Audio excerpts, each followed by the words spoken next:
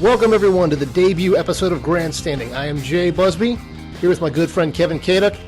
Kevin, there are about 8 million different podcasts, and I think between you and I, we were responsible for about a third of those. So what's going to make Grandstanding different from all of the other podcasts out there in the universe? That's a great question. I think it's me and you. Hell yeah, man. We've taken over Yahoo Sports with our debates. We are coworkers, but I think we're also good friends. We love sports. We're not going to come at you with a bunch of rehearsed canned stuff. I don't want to say we're the guys at the bar, but I think we just have a good back and forth. I enjoy talking to you. It's the best. We do the Shutdown Corner podcast with Frank Schwab twice a week, and right. I really think that's the best 2 hours of my week, the most fun I have. So now we're expanding. We used to do the Why Is This News podcast. Way back when, interviewed everyone from Hank Aaron to Donald Trump. Yes, he said he liked the show. That was a good one. Yeah, but now we're rebranding because Why Is This News? I think it's a little too inside joke it's a Yahoo Sports bloggers joke. But yeah, Grandstanding. I think it sums up well what we're going to do here. Yeah. We will be the guys at the bar. We won't buy you a drink, but we will we'll chip in on your chicken wings there. We'll throw in a couple of bucks for that. So that's the plan. We're rolling forward. We are appreciating that you're here for our debut episode. We're going to try to tie each episode, or most of them anyway, to topical events, whether it's the March Madness, Masters, whatever you have going forward. And coming up, we've got the Oscars this coming weekend. So you're much more of a movie buff than I am. I love movies, but Am I? Yeah, well, you make a point, or at least you did before you became a father, to watch every Oscars Oscar-nominated Best Picture, and those days are far behind me, man. I have to be all Avengers and Captain America now. So, did you get a chance to see any of these Best Picture nominees? All the advice that people gave me as my wife and I were expecting our first child, some has been right, some has been half right, some has not been correct at all. But the one thing that has been 100% right is that you will never see a movie again. We have just kind of given up on movies. I think we went through The Wire, and like every episode we watched in like 6-10 minute increments. So I really haven't seen all that much this year. I wish I had, but I still have like Grand Budapest Hotel on the DVR. Haven't had a chance to watch it, and the rest of it I don't think I've seen. So with that in mind, since we will not be able to give you any competent commentary on any of the Oscar nominees, Birdman sounds good. We are rolling it back, and we're focusing on sports movies entirely. This is part of a series that we're doing, a debate series. We'll link to it through the post, and you can find it all over Yahoo Sports. But we're focusing on sports movies. Best sports movie, best coach, best athlete, and so forth. And we're going to run down those categories and then a few others here. So let's lead it off, man. Let's not play that Oscar game of saving the worst till last, or the best till the last. Let's lead right off the bat. Best sports movie of all time. Roll with it, man. On our video, which you can't find on Yahoo Sports, I went with Hoosiers. I have a couple different candidates. There's a lot of movies I hold near and dear to my heart. I absolutely love Bad News Bears, probably more than most people know that movie by heart. I love Slapshot, just not only as a sports movie, but a kind of a comedy and a general movie overall. But when I just think of it, it's got to be Hoosiers. That is my dad's favorite movie. It is something that we watched and broke several VCR tapes growing up. I love Gene Hackman. I love Dennis Hopper. I love the actual team. I think that when you look for a sports movie, you want everything. And it has the great big game. It has the inspirational speech. It's got the clapping moment. What's the matter with you? I'll make it.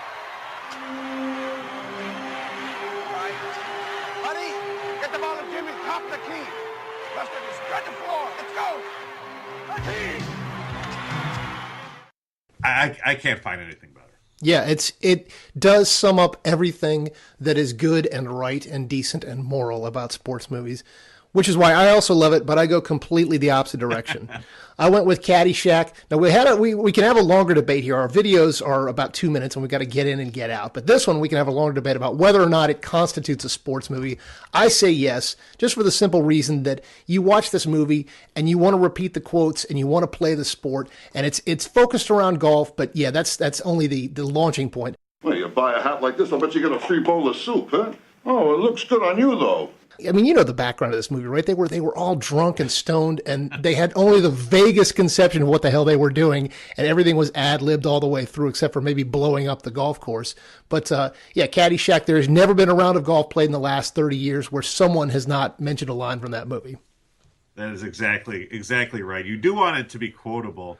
What I was actually thinking about this debate, it's kind of interesting because if you actually do it from a pure technical great movie standpoint, it'd probably have to be Raging Bull, right?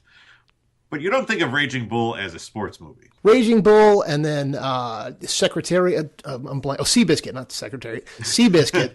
I mean, those are sports movies raised to the level of art, at least by some conceptions of it. But yeah, Raging Bull was outstanding. But you don't come away with that necessarily feeling like you want to go out and conquer the world. You feel like you want to just take a shower and wash the grime of the streets off you. Yeah, boxing has always been a fertile ground for filmmakers, and even in recent years, whether it's The Fighter or Million Dollar Baby. But I think we actually argued Best Athlete. That's coming out tomorrow. And I actually said Rocky is probably the best athlete when we're talking about sports movies. Yeah, Rocky is such a great story because it's such a great outside of the film story, because that was Sylvester Stallone's Hail Mary as well. The guy was an out-of-work actor, an out-of-work writer, and he goes and puts together this movie that gets all kinds of acclaim. And what do we got now? We've got him in Expendables 3, and he's still kicking around. His best athlete is probably a bad way to describe that. We're probably saying best athlete character. Right. Because I don't think Rocky is probably anywhere close to the best athlete. You can't have a movie where he loses in the first one. Sorry for the spoiler alert. But, I mean, they made 6 movies about Rocky. If they made a 7th, it's probably still make $200 million. They are. Yeah, they're making... They are, yeah. With Creed's son. Yeah. With Creed's grandson. Yeah, one of the guys from The Wire, one of the kids from season 4, is Creed's grandson. And so Stallone is coming. I don't know any more about it than that, but it's coming out soon. And Stallone is in it. Of course he is, yeah. He's got to go and be like the wise Yoda figure and give him some kind of advice, because he saw his dad get beaten to hell, or his grandfather, whoever it is, get beaten to hell by Ivan Drago. That has to be the only movie series where the 4th one is probably the most watched. By a far margin, I would guess. I'm trying to think off the top of my head. I mean, maybe Harry Potter or something, but... I'd love to see an analytical breakdown of actual airings. I'd like to see how much Sylvester Stallone's breakdown on money he still earns from that movies. Like, do you think Rocky IV is his biggest? Well, let's go through it. Let's go. You got Rocky 1, where he fights Apollo Creed and he loses, and that was basically a glorified art house film. I mean, it had that score, which we'll get to later on, but it was a small film, and then it hit so big. That was back in 1976. It hit so big that you have Rocky 2. And I got to be honest, I don't remember a whole lot about Rocky 2. I might not have seen it in 20 years. What? That's the double knockout one. Right. Where he clambers. That's right. He clambers back up to the ropes. So you got that. The only thing I remember about that movie is my aunt told me a story of when she was going into the theater. Somebody on the way out of the theater gave up the ending. No way. Couldn't believe that Darth Vader was his father. Yeah. Oh, that's awful. Yeah, Rocky 3 then is Hulk Hogan and Mr. T. Mr. T, yes. What's your prediction for the fight, then? Prediction? Yes, prediction. Pain. That was badass because Mr. T, he wasn't yet he wasn't a cartoon yet in any sense of the word, and he actually seemed like he scared the hell out of pretty much everybody that watched that. And then we come to 4. Stallone has to be getting royalty checks. Is the Rocky IV royalty check the biggest? Is the first one the biggest? I wonder how that works. We should get Sly on the podcast. Exactly. Yes. Let's make a note. Are we big enough yet? We are. Yeah. We've been going for 8. We've been going for 8 minutes now, and I think that's enough time to attract Sylvester Stallone onto the. Actually, you know what? He's got to have a movie coming out. We do need to work that angle. Yeah, we'll put you on Yahoo, man. We actually should say that part of this grandstanding, part of the reason we are offshooting, is that we plan to get more guests and people on the show, whether it's athletes, coaches, even writers. That's something we do want to get into. It's something we really haven't done on the Shutdown Corner podcast. So look forward to that. Yes, so Sylvester Stallone is going to be our first episode. He doesn't know it yet, but he'll be next. Take it to the bank. Right, exactly. So, yeah, and for my best athlete, I mean, see, you're all noble and crap. You're going Hoosiers and Rocky, and I'm going completely the other direction, which probably says a lot about me. I went with Ricky Bobby because I thought, I am a NASCAR fan, and I thought that Ricky Bobby captured everything ridiculous and absurd about NASCAR. It was such a good portrayal that it's still obviously very much in use today around the track. There's a Ricky Bobby truck that goes around to a lot of races still. And this is Talladega Nights, of course. I don't think I mentioned the title, but if you didn't know that, turn this podcast off and go get a little education. I love that movie. I thought it was ridiculous, and it was right in all the right ways. How do NASCAR fans respond to Ricky Bobby? Because I think you're smart enough to know it's a satirical and all that. What about the people that they were actually lampooning? Do they take it well? They do, actually, because it was made with the consent of NASCAR, and there's a couple of NASCAR drivers in there. Junior's in there. Junior gets an autograph from him. Jamie Murray is the driver that he flicks off. So it's not so much. It is kind of poking fun at NASCAR, but you can't deny that it's the truth. That immortal scene, one of the best comedy scenes ever, when they're at the dinner table and he's thanking Jesus for his sponsors and so forth. Dear 8-pound, 6-ounce, newborn infant Jesus, we just thank you for all the races I've won and the $21.2 million. Woo! Woo! Woo! Ow! Love that money! Also, due to a binding endorsement contract that stipulates I mention Powerade at each grace, I just want to say that Powerade is delicious, and it cools you off on a hot summer day, and we look forward to Powerade's release of Mystic Mountain Blueberry. Thank you. I mean, that's kind of what it is, man. I mean, everything is sponsored there. Everybody's got to make sure they get the sponsor mention in, so it's a lot of fun. But yeah, that more so than other movies, I think NASCAR fans don't have a problem with it. My issue with you selecting Ricky Bobby is that I have a hard time separating that character from any of the other 20 similar characters that Will Ferrell also played in subsequent movies. It's yes. like, for me, it's like Ron Burgundy and everything else. Right. And but see, that's the thing is Ricky Bobby, I think, was his pinnacle. And everything he was trying to impersonate that. What was the basketball movie? I can't even remember the Semi-pro? name. Semi-pro. Yeah, whatever it was. Semi-pro. Yeah, semi-pro. I turned that off about 10 minutes ago. Because that's exactly right. Because it was an attempt to bring Ricky Bobby to the basketball court, and it just flopped. Yeah, Jackie Moon. At least I remember the character's name. Isn't that the worst when you got that stuff stuck in your head? I mean, we could have cured cancer by now if we didn't have all these damn quotes from the movie stuck in our head. We've done some cool things on the Yahoo Sports blogs in years past. A couple of years ago, we did a fantasy baseball draft just using fictional characters, and while it wasn't confined to just the movie world, you could draft Sam Malone or the robot pitcher from Baseball Sim 1000. It was kind of fun to look through, like who are the great baseball players? Was it Bobby Rayburn from The Fan or Kelly Leak in Bad News Bears? Willie Mays Hayes. Yeah, did we do something similar on the? I think we did something similar on the football. Yeah, I'm not sure that we went as deep as that because I remember we had a couple of colleagues that just went way deep. They had a multi-round draft and all of that, so that was a lot of fun. Yeah. Any other athletes stick out to you? Yeah, Kelly Leak. I mean, God, that guy was my hero when I was a kid. I wanted a big-ass motorcycle to drive up and try to impress Tatum O'Neal with smoking a cigarette and all that. And I haven't watched that movie in a while. Is it as disturbing as it seems like it would be now watching it? Yes. I love everything about that movie. I mean, Walter Matthau is perfect. I can't imagine that movie coming out today and people just not completely flipping out. The things that come out of Tanner's mouth, the ending. Hey, Yankees, you can take your apology out of your trophy and shove it straight up your ass. Vic Morrow hitting his kid out of the mound.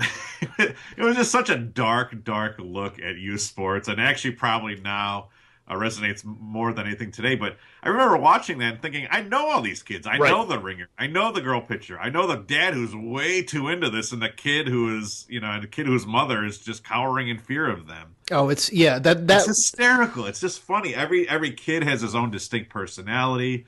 It did spin off some sequels that weren't as good, but I think you just want to actually talk about a great movie, a great hour and a half of just a ragtag bunch of kids. Bad News Bears is up there. when I'm talking about best movie, like I said, Bad News Bears is in there. I also love Rudy, probably just because it's Hoosiers in football form, and I grew up as a Notre Dame fan. Rudy! You ready, champ? I've been ready for this my whole life. Then you take us out on feet. Rudy, come on, Rudy, come on now. All right, let's go.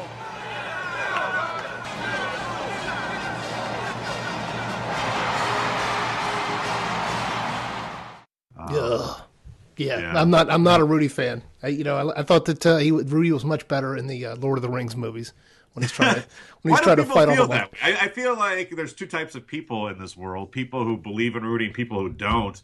And I actually think you're a pretty optimistic guy, and so I don't see how you can be pessimistic and sarcastic. No, there's a fine line, and for me, Rudy falls just on the other side of that line of contrived, and you know what's coming. And I watched the movie. And absolutely, I'm getting, I'm standing up and I'm giving him the slow clap and I'm cheering and everything, but I hate myself for it because I'm being towed along like a friggin' marlin behind a boat. Well, now let's say it wasn't Notre Dame. Do you have any feelings towards Notre Dame? Because I think a lot of people dislike Notre Dame, so they write it off right off the top. Yeah, see, I'm from the South, and my connection to Notre Dame is almost nil. So I don't have that. For me, it's a hatred of the Yankees. That's why I love the Bad News Bears so much, because the Yankees are the evil villains.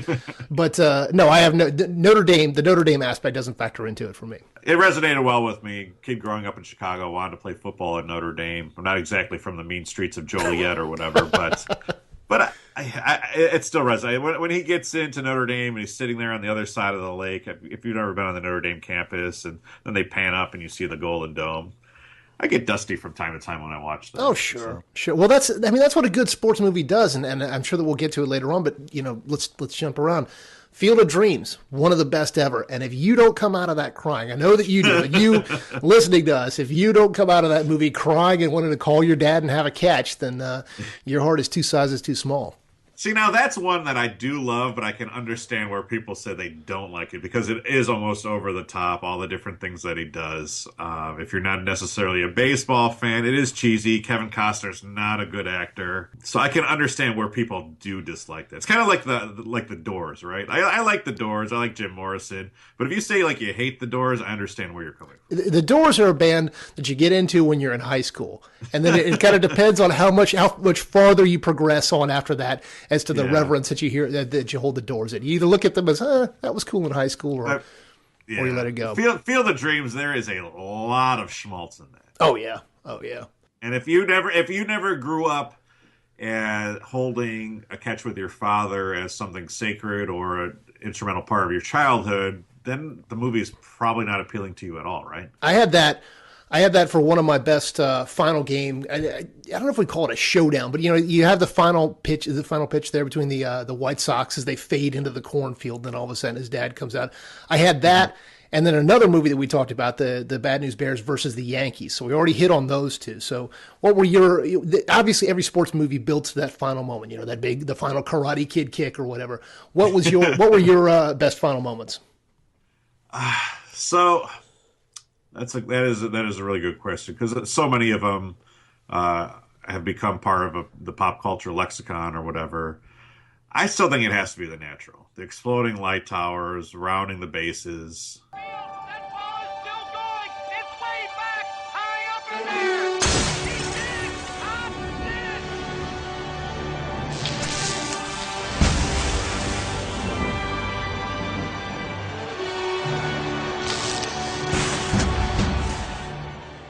That's a lot of fun. Yeah. I love the ending of Tiger Town. I don't know if you've ever seen What is Tiger Town? Roy Scheider. It was a Disney movie with Roy Scheider, and it was basically the story was a kid who, I think he lost his father early on in the movie. And he ends up just going to all these Tigers games, and Roy Scheider is the aging slugger. And then I think at the end of it, Roy Scheider hits a home run, and the kid in the World Series, the kid sneaks into it. I don't know. I haven't seen it in forever, but I remember that ending being great. Yeah. No, was this before or after Jaws? I think it was just after. I want to say early '80s, and it's kind of a cool thing because it's set in Detroit at Old Tiger Stadium. It's got a gritty feel, and I talk about this movie all the time. And every time I say that I watched it, I want to go out and get it, but I'm not even sure if it's on DVD or anything. Was this a real movie, or was this something you just kind of created in your head? I just made it up. Well done. Big Roy Scheider sequester. Well, yeah, exactly. Now, a hallmark of a good sports movie is that you see it and it impacts you in some ways. We talked about, Field of Dreams makes me cry at the end because I, want to go and find my dad. Hey, Dad? You want to have a catch? I'd like that. Is Field of Dreams your favorite ending then, or? Yeah, I would say. I mean, well, it depends on what you're talking about, because in terms of an on-field ending, I love the Bad News Bears. I love the way that it wraps up and they lose and they throw the trophy back and they tell the Yankees exactly where they can shove it. And I mean, that's just perfect. That's because it's both at the same time. It's both grim and hysterical. So it's a great, perfect mix, as we've already talked about. But for me, the movie that makes you want to play the actual sport itself, we actually want to go out and do whatever is being done on screen, whether it's go to Notre Dame or what have you. For me, I went kind of off the grid here. I picked Happy Gilmore. And the reason why is Happy Gilmore has almost no redeeming qualities except for the Bob Barker fight scene and the fact that he you think that's true? What's that? Oh, man. Well, there's a lot of redeeming qualities about it. Let me think about that. See, you talked about bias before. I'm very biased against Adam Sandler, so I'm not willing to give him any benefit of the doubt. Yeah, now that I think about it, it's got Chubbs and the alligator and so forth. But Richard Keel. Yes, that's true. That's true. All right. I retract my previous statement. But I will say that I have broken at least one club trying to do the Happy Gilmore run up and swing. So, and I'm sure that you have too. Don't lie to me. Yeah, I don't think it's the greatest movie. Obviously, it doesn't hold anywhere close to Caddyshack, but it's got enough quotes in there. It's got a funny enough story.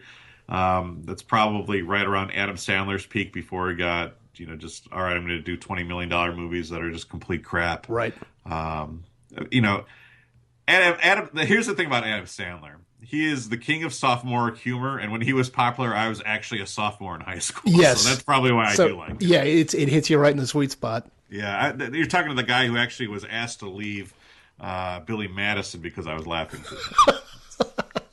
You were the one, man. You needed he needed to have you in the audience. I probably shouldn't even admit that. He needed to have you in the audience. You like Billy Madison? Is that a funny movie? Billy Madison is redeemed only for that scene in which he has "May God have mercy on your soul," where he attempts to go and work his way through the oral exam and fails utterly, because I would love to use that speech on plenty of people. But anyway, another movie. See, here's the thing that growing up in the South in Georgia, I had almost no exposure to hockey. We had the Atlanta Flames and the Thrashers, but almost no one I knew played hockey. So watching Slapshot was like watching this mystical Game of Thrones world that I had absolutely no connection to. And I mean, I've never played hockey. I'm awful on skates. I've never held a hockey stick on an ice rink before. But I see Slapshot, I'm like, hell, I could do that. I love Slapshot. I love the universe. I love all the characters in it. Everyone's like so perfectly formed. Paul Newman is Reggie Dunlop. The player coach was actually my pick for best coach when we did that debate. Right. I just, it actually kind of harkens back to a simpler time in sports where it was honestly just about getting people through the gate and kind of doing a performance. Like it wasn't like this huge thing. Right. And so the Federal League in the Northeast is like the bottom of the barrel, just guys going out there eking out a living. The Hanson brothers, Ogie Oglethorpe. I think that's hilarious. Here's an actual funny story. The first pro locker room I was ever in was the Chicago Blackhawks. I was a member of the University of Wisconsin's newspaper, the Badger Herald, and I went down to write a story on Chris Chelios, who is a University of Wisconsin alum. So I got a credential, got in there. And I'm sitting in the dressing room, and there's this gigantic TV, and I'm waiting for Chelios to come out. Bob Probert comes out. You know who Bob Probert is, right? Mm-hmm. Okay. You're from Atlanta, so I'm not sure. Yeah, that's helpful. Bob Probert, like the all-time enforcer, just comes out wearing like only a jockstrap. Just thinking, this guy is straight out of Slapshot, right? Like this is exactly like what you would like, this just goon, battle-scarred guy, whatever. So then I look over, and the only tape on top of the TV there, you think it would be game film or whatever. No, it's a copy of Slapshot. And I was like, yeah, that actually makes sense. That is, if you ask me, the one tape that would be in any hockey locker room would be Slapshot, and it was for the highest level of hockey. What are hockey players' reps? I mean, are they baseball players? We know may not be the brightest bulbs in the universe. There, where do hockey players fit in? Probably just above baseball players, I would guess. A lot of Canadian farm boys. Generally not talking about too many people that went to college or whatever. So there's still a frat boy mentality. I've actually found that NBA basketball players are probably the best. Yeah. So just in terms of being well spoken and kind of a little bit more worldly than the rest of them. So it wasn't a surprise to me that Jason Collins was the first gay athlete to come out, and that he was accepted so well. We need to go. Now we're just going down a complete. I was about to say we need to go down that rabbit hole another time. So we'll pull it back here. Best music for me. Best music. We've already talked about it. Was Rocky. I mean, unbelievable. You watch that. You listen to that. I just watched the YouTube a couple of weeks ago, and I wanted to go up and run up and down my stairs like 15 times and jump around. I mean, that the score is so inspiring, and it's an outstanding piece of music, instantly recognizable. Where did you go with this? You were talking about "Eye of the Tiger." I just assumed that's the way you were ready. That's true. Well, that I'm coming to that. Well, we'll get to that in just a second. But go ahead. I guess I like Hoosiers. I like that score. It just kind of reminds me of the, being March and basketball and all that. I don't know that sports music really stands out to me. And does a lot of stuff flood into your mind? Well, not a whole lot, but it's what I was going to say is the Karate Kid, You're the Best, that 80s montage there. Yeah. You see that and you instantly think, 80s training montage. And then I had also had Chariots of Fire, but I run these races every year in Atlanta, and they have these gigantic crowds, and they're playing Chariots of Fire. And my thought is always, why the hell are you playing this stupid ass song? Because all I want to do is run in slow motion. You just want to do the dramatic beach run. But the only problem with Chariots of Fire is that it's better in Vacation than it is actually Chariots of Fire. Exactly. All right. So what else do we have here? What else haven't I gotten to yet? Inspirational speech. We talked a little bit about that. Where do you go with the best coach's inspiration? So you have to love Miracle, right? Yes. Miracle is probably the last great sports movie. Now, some would argue with you and say that we've got these new higher-end sports movies like Foxcatcher and so forth, which I haven't seen, and obviously you haven't seen either. Yeah. But, I'm with you. It goes back to saying, like, what do you want in a sports movie? I mean, there's got to be a little bit of cheese. There's got to be a little bit of fantasy. Like, you got some wrestling coach killing a guy. Like, that's not a sports movie. It's just spoiler. Doesn't everyone know that happens in Fox? No, I know. I'm just kidding. Yeah. Yeah, okay. There were no foxes in this movie. I was highly disappointed. Miracle it still belongs to that current crop of sports movies where everything is really polished. It's got the big name to get everyone through the door. But it's still a really good movie. Miracle is a movie that if I see it on TV, there's no way I'm not watching it to the end.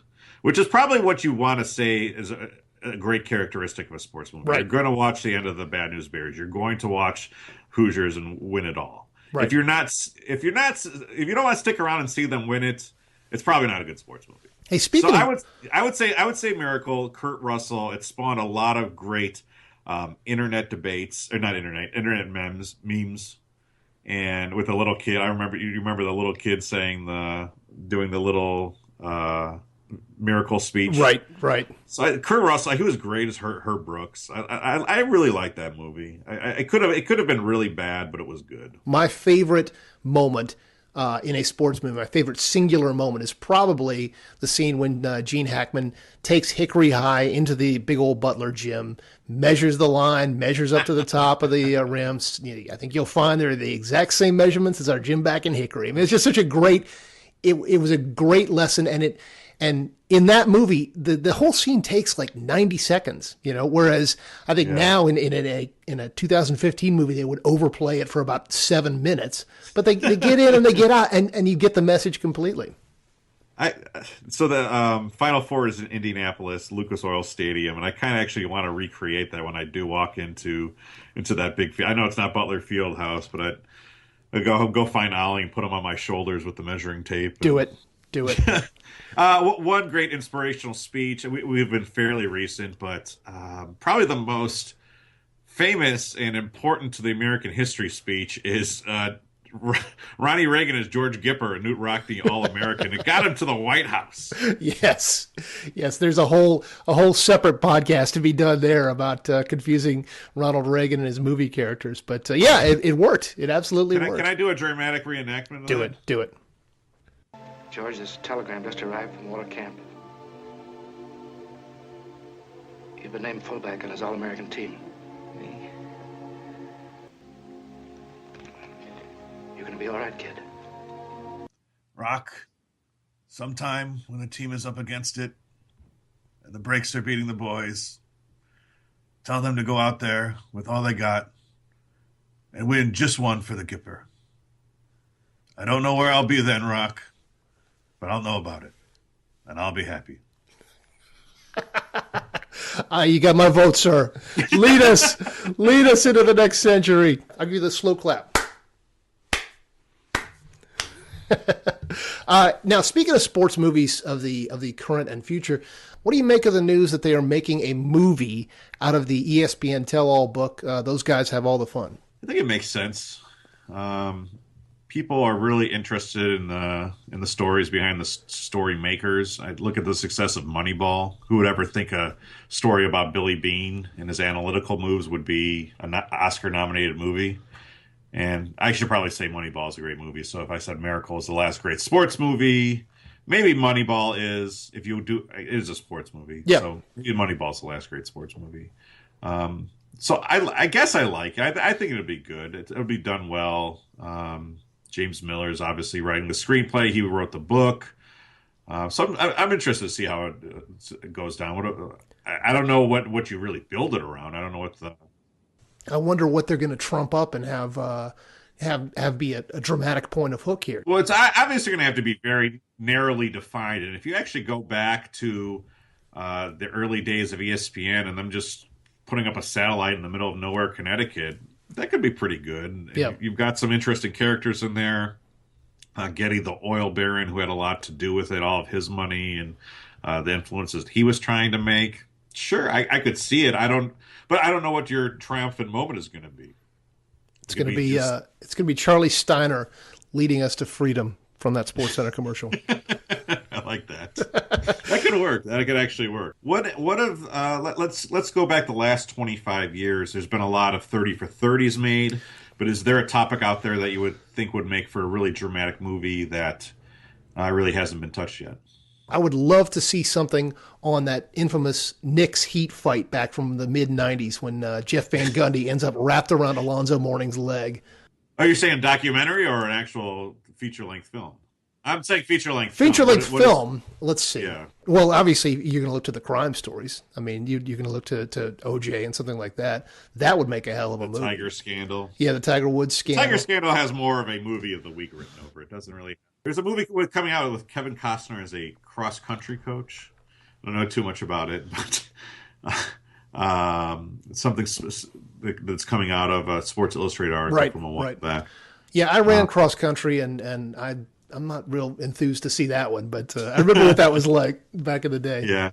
I would have to say, I think there's probably a lot to be mined from the extreme sports movement of the last 5 years. So whether it's something maybe kind of doing with Tony Hawk and his boys, or something a little bit more tragic, if it's Christian Hosoi or whatever. Actually, I tell you, like that. I know what it could be. The World Cup preparations, the World Cup now and in the future over in Qatar. How all of the insane lunacy and conspiracy and corruption. But that's behind more the of a scenes. Documentary. No. I mean, you could build it. You could build a movie around that. Around how they're gonna hide all of the fact that people are dying left and right, building these stadiums. I mean, you could build a narrative around that. What about the 1999 Women's World Cup team? Could we see something about Brandi Chastain 30 years after the Yes, fact. yeah, that would be a good triumphant movie. And that would be a great ending scene. Right. And the thing that kind of sucks and has hurt sports movies is that they've really gotten away from like the real crowds. I mean, part of what makes Hoosiers or Rudy or anything else so special is that they kind of went with, in the case of Hoosiers, they filled Butler Fieldhouse and got everyone in there. Rudy, they did at the halftime of the 1992 game between Penn State and Notre Dame. Now they don't pay for the extras. They do the computer generated stuff, and it doesn't feel the same. So if you were to do like the '99 World Cup, you're not going to fill the Rose Bowl for it. It's not going to, maybe at what point they do it, you will be able to recreate it, so it does look really cool. But when you don't have a real crowd and you do take shortcuts, I think it shows up on the final product. There's a different feel to it. Yeah. Yeah. But there have been so many great sports moments that in the last few years that you wonder how a movie could even top them. I mean, all of the last second finishes, all the improbable finishes, all of the buzzer beaters. That'd be fun to see someone put that together. But then you've got the issue of we remember what it was like seeing it live, and then we see it in our memories or see it on screen. It seems to be a little bit different from our memories. What's your least favorite sports movie? That's a good question. I've never been. I'm trying to think. I know my least favorite overall movie is Batman and Robin. The one with Arnold Schwarzenegger. But I don't think I've ever actually. Everybody free. Yeah, exactly. Nice to meet you. Oh my God. But I don't know. Do you have one in mind that you're thinking of? So it's probably The Fan. Yeah, that's true. That one's terrible. Terrible movie. Although it's not even. See, so like Fear is a terrible movie, but I will watch it just for the unintentional comedy factor of Mark Wahlberg and Reese Witherspoon and that one guy who plays the dad who was in everything. What's his name? He's a Chicago guy. Oh, I know who you're talking about. I can't remember. Yeah. So I'll watch that. The Fan I want to hate watch, but it's still so bad of a movie. Like I can't. The downpour. Yeah. No, we're not calling the game yet. Yeah, that's awful. It's a great. I'll watch the ending for unintentional comedy. It takes itself too serious. It's got such a weird cast too. Like Benicio del Toro's in it as the first baseman, right. Bobby Ray's rival, and who's the woman shock jock? Oh yeah. I can't. We need to pull this stuff on IMDb before him. We're so old. I know we're losing. Well, we remember De Niro, we remember Wesley Snipes, and that's it. That's what we go with. Yeah. All right, one last. We got to wrap up here in a minute because we're trying to keep these short. Although I would love to talk all day about this and then avoid doing actual work. 2 questions. First of all, if they made a Yahoo Sports movie, who would be your actor? Who would play Kevin Kaduk in the movie? That's great. That's a great question. I'll let you answer. When I was a kid, I looked exactly like Anthony Michael Hall from 16 Candles. I mean, like dead bang right down the line. Now, I think that he's stayed in a lot better shape than I have. He's still ripped and so forth. This last I saw him, so I don't know if he would still fit. But hell, I'll go with Anthony Michael Hall. So I've had a lot of people say that Jason Segel reminds them of me, and he'd probably actually do a pretty good job of impersonating me. I can see that. Now, he's not the best-looking guy, so you want someone to improve your looks a little bit better. I don't know what Anthony Michael Hall's doing for you. Yeah. He's probably making you look at least 20 or 25 years younger. That's true. Well, yeah, we're going to pull him from 1985 and say that this is me. Yeah. Who do I like who's a good-looking actor and still kind of a cool guy? I don't know. I like that guy in The Bachelor now. Is he a good actor? We can make him one. He's got a good personality. We'll bring him on board. He'll be our third guest. He'll be our third show guest. We'll bring him back. Yeah, I guess I could say Leo or Matt Damon, or I guess I could say Ben Affleck. Ben Affleck, yeah. He'd do a better job of playing me than playing Batman. With Ben Affleck as Kevin Kaduk. There we go. We're rolling. Yeah. All right, and last one that we want to wrap up with here: best athlete cameo. This is we're turning it around here. We've had the actors trying to play athletes. Now we've got the athletes cameoing in not just sports movies. I picked a few. I've got a few choices, but I'll let you take it first. What's your favorite athlete cameo in a movie? Well, no one does the athlete cameo better than the Farrelly brothers. They largely keep it to New England athletes, and I think we actually had a post a couple months back that Drew Bledsoe was actually the first choice for There's Something About Mary, and then Brett Favre was actually the third choice. And Brett Favre is actually a really great athlete cameo because he's so wooden and so bad, and it's actually kind of funny that the way Ben Stiller mispronounces his name. Favre.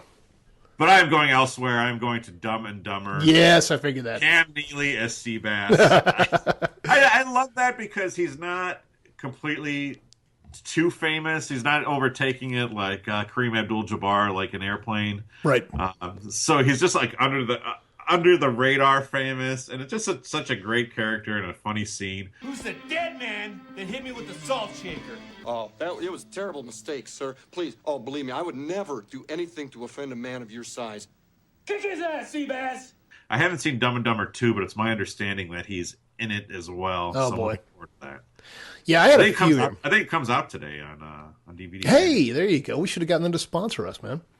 All right, Wilt Chamberlain and Conan was great, because that was another one that was just so absurd. But I don't think that counts as a cameo because he actually was trying to be a full participant in that movie as well. Sure. But I went with Mike Tyson in The Hangover just because the problem was it was already spoiled. You knew it was coming. That was a great thing about Favre. You didn't know that he was coming. The internet wasn't as big, and it's like, oh, that's Brett Favre. Well, I get it. but Tyson, you already heard about it. But that scene with In the Air Tonight, and he does the drum. This is my favorite part coming up right now.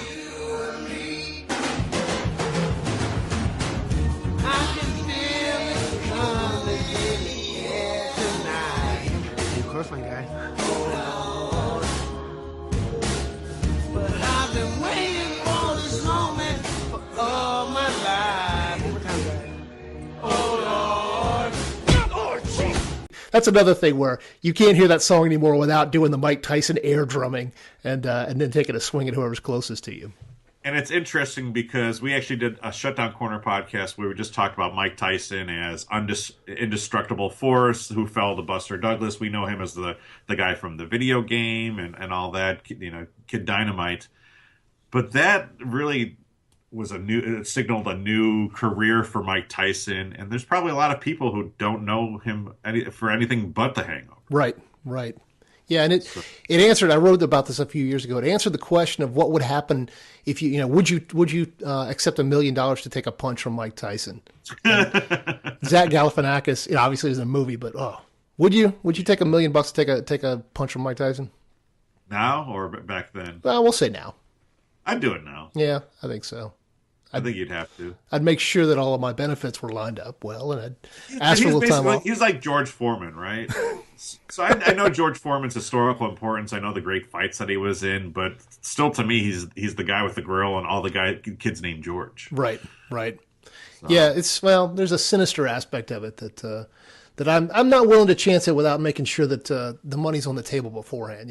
No Don King routine where he's gonna pay me later. I want to see that cash right up front before the swing happens. Right. It's probably a good idea. All right, well, let's wrap it right there. Thank you so much, everybody, for listening. We really enjoyed it, our first episode of Grandstanding. We will have many more coming in future days. Tell your friends, tell your enemies, tell everybody until they're annoyed by you, but make them listen to us. I am Jay Busbee with Kevin Kaduk, and we will catch you soon.